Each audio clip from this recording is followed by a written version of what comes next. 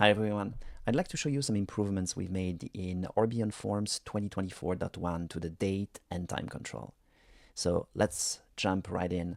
I'll add a date control to the form. Let's label it event date. And you can see here that we have this placeholder shown with the month first, and that might not be what you want. So let's try to change this by going to the control settings. And scrolling down here, you can specify a custom format.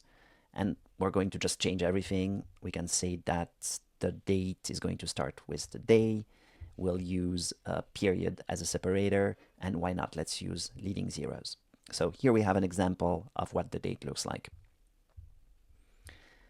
The placeholder is changed, and if I enter a date, let's say the 13th of February 2025, now the date follows the format I specified. Now, you might have noticed here that in this date picker, the week starts with the Sunday, which might not be what you want as well. So let's go back to the control settings and say that we want the week to start, say, on Monday. And now, if I open the date picker, I do have the Monday as the first day of the week. There are similar customizations that you can do with the time control. Let's add one here. Let's label it events time and open the control settings.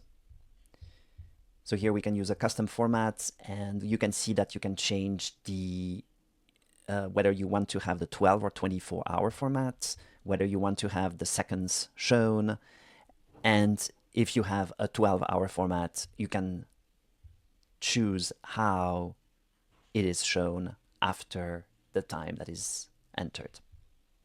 One thing that you can do as well with those two controls is to use the browser date and time picker instead of using the JavaScript implementation that ships with Orbeon Forms. So let's see what this looks like. If I open again the control settings for the date, I can here choose to use the browser date picker. And I will say I want to always choose the browser date picker. You might have noticed that we have a slightly different icon here. If I click on it, we have a date picker, and this date picker is the one that is being shown right now by Chrome on macOS. But depending on the browser you're using, depending on the operating system you're using, you might have a slightly different or completely different date picker. And the same thing applies to the time field. So if I open the settings for the time field, I can also decide to use the browser time picker. And this is again how it looks like on Chrome on macOS. All right, I hope you'll find those improvements useful, and I'll catch you on the next one.